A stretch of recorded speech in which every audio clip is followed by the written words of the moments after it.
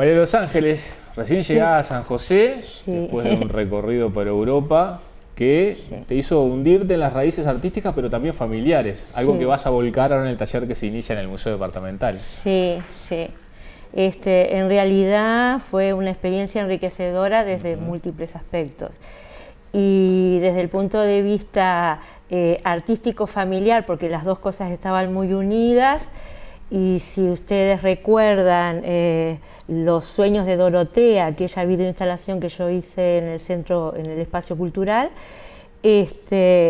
pude llegar al lugar de nacimiento de mi bisabuela, en Grasse, en Calnes. Ahora, lo que antes era un distrito, digamos, de Calnes, donde figura su partida de nacimiento, ahora es una ciudad aparte e impresionante, porque está toda creada en la montaña, toda con desniveles y con una construcción que viene de siglos. Entonces uno recorriendo las calles de piedra, los muros, yo traté de recabar bastante material, es como que te remite a esos momentos muy duros de esa etapa europea en donde la gente se tenía que ir, tenía que emigrar. ¿Y vos te diste cuenta que conocías ese lugar sin conocerlo a través de los relatos familiares? Cuando lo viste allí en vivo, ¿te diste cuenta que a través de los relatos familiares ya ese lugar era conocido para vos? En realidad, todo ha sido más a nivel inconsciente, porque yo no contaba con relatos familiares. A mí lo que me chocó cuando estábamos buscando nuestros ancestros italianos por la vía de mi bisabuelo, por mi parte materna, lo que fue un gran impacto para mí fue encontrar esa partida de nacimiento con un origen francés de mi bisabuela.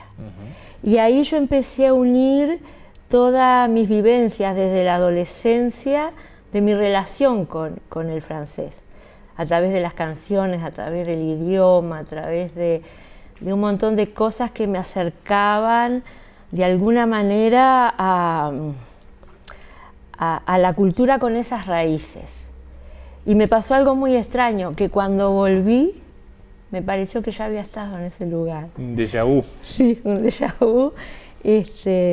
Sí, fue una experiencia inolvidable y que me motiva a seguir trabajando ese lado que Jung tanto trabajó con el inconsciente colectivo, ¿verdad? Eso que nos viene de antes y que para mí es muy importante porque en definitiva fue la primer mujer fundadora de la familia por mi lado materno, que se vino por allá por el 1800 y que 4 generaciones después, por lo menos una integrante de la familia vuelve a buscar por lo menos un poco de sus sueños, ¿no?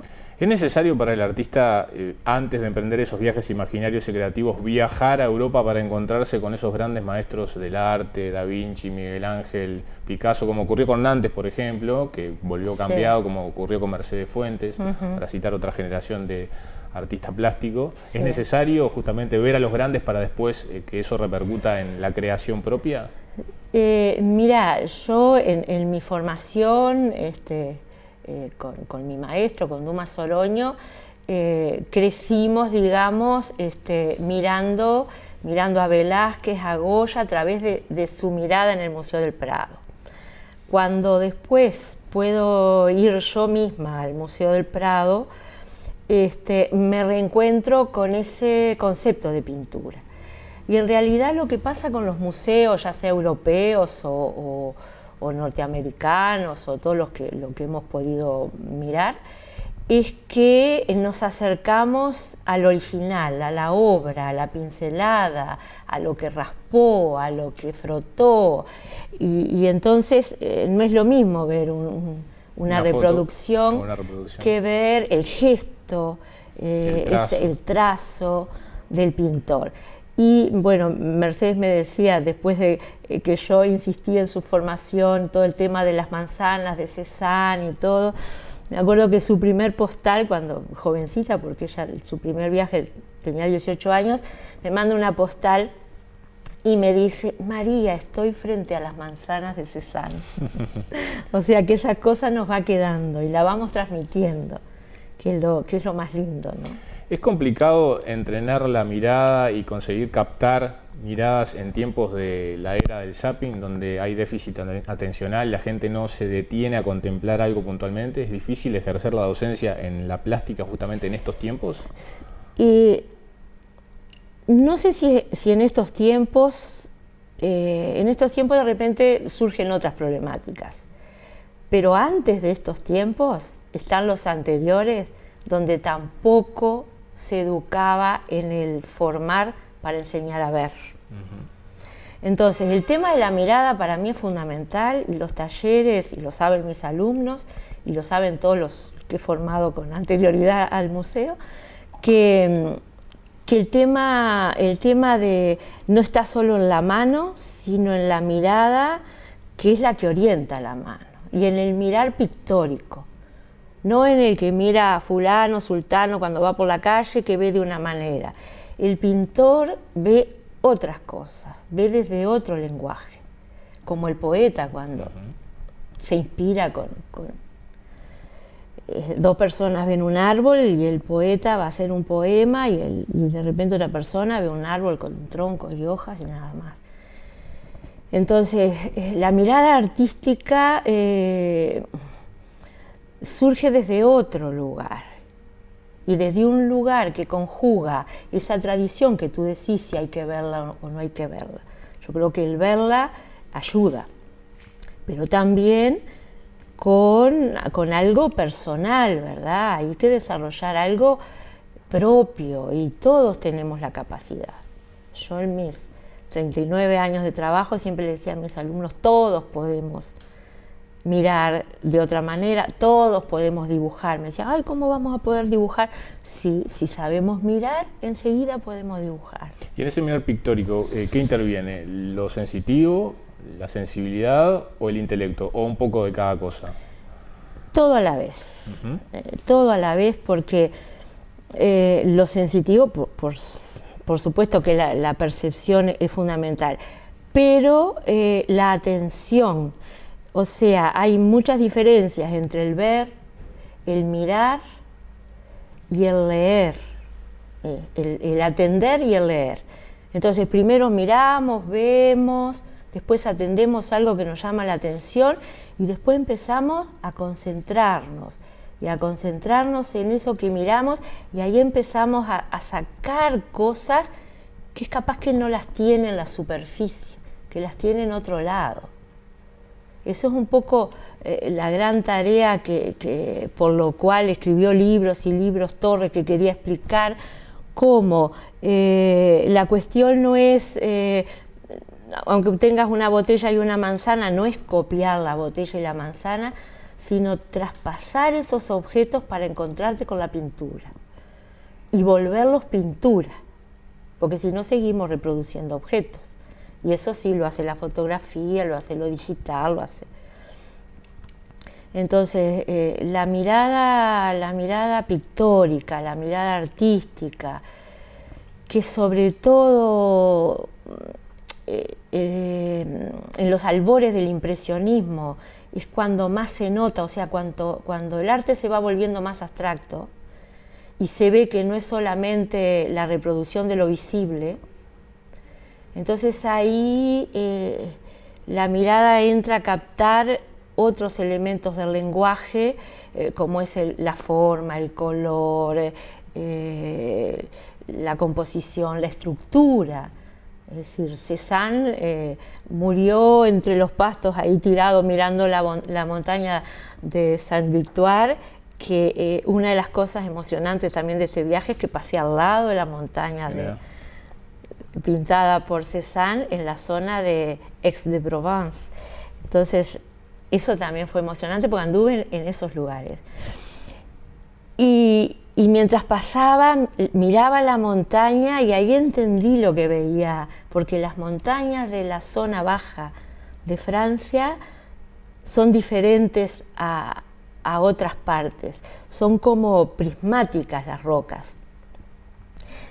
Y de ahí está todo lo que Cézanne captó que había detrás de esa forma y que después va a dar origen al cubismo.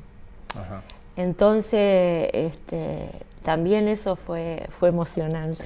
Y ahora en mayo comienza una nueva entrega de este taller de artes visuales que venís dictando hace algunos años en el Museo Departamental, donde todas estas cuestiones de las que estuvimos hablando entran en juego. Entra todo en juego porque es en uno que no solamente se es pintor, sino que se es docente así por vocación, no puedo dejar de ser docente. Es como que la experiencia vivida inmediatamente se vuelca, no nos podemos quedar con eso.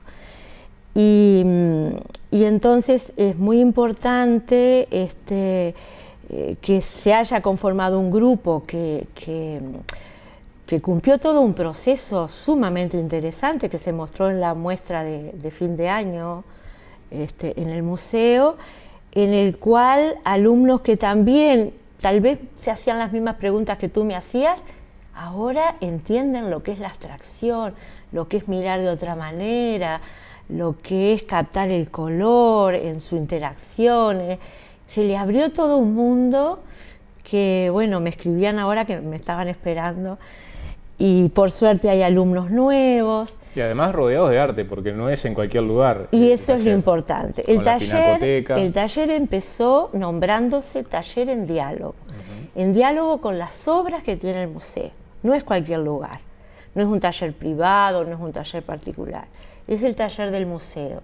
Y el museo tiene un acervo que todavía hay que volcarlo más al público porque es inagotable y tiene excelentísimas obras. Y uno de los objetivos de nuestro taller es estar en contacto con esas obras. De tal manera que, de acuerdo a los temas, nosotros subimos al taller obras, los originales, y las analizamos y trabajamos con ellas. No nos perdemos las muestras itinerantes, es decir, vamos con el grupo, las recorremos, conversamos, de tal manera que todo el ambiente es formativo.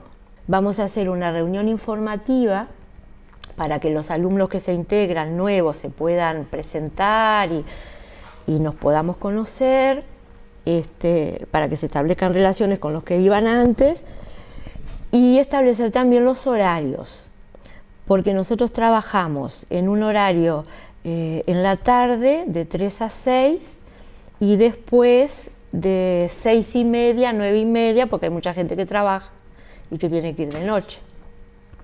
Entonces empezamos a funcionar así de tal manera que yo los pueda, un grupo que siempre es numeroso, subdividirlo y poderlos atender bien en cada grupo, y después más a fin de año lo que hacemos, que el año pasado nos dio un resultado impresionante,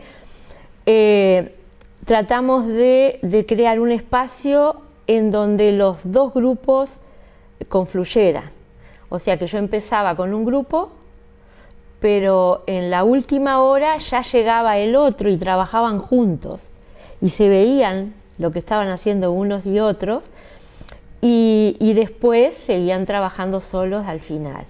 Entonces ese punto de encuentro de todos es muy rico. Ahí está. Muchas gracias, María de los Ángeles. Bueno, gracias a ti por el espacio y espero que se entusiasme mucha gente y que todos puedan vivir la experiencia pictórica, artística, que es emocionante.